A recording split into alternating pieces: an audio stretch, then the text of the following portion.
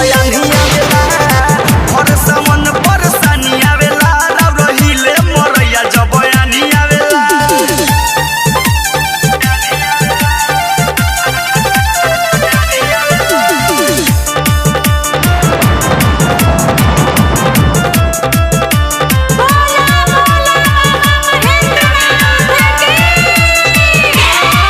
गहर जेल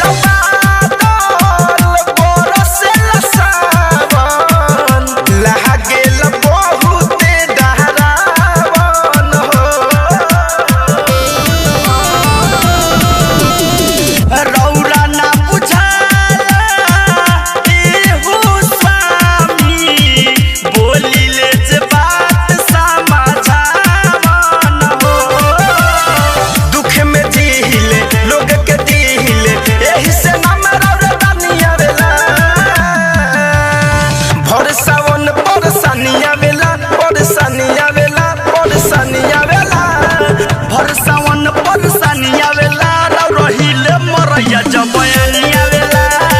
हर सावन परेशानी आवेला राव रहिले मरैया जब बयानिया वेला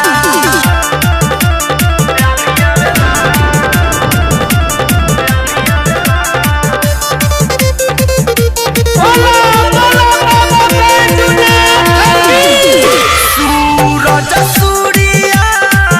संजय धरतन कहतावे बतिया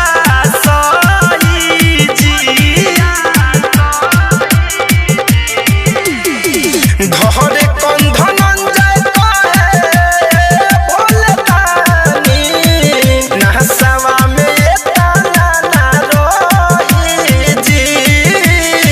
एके नीति सजी बोलता ठीक जी पर्वत पहाड़ पर सुनामी आवेला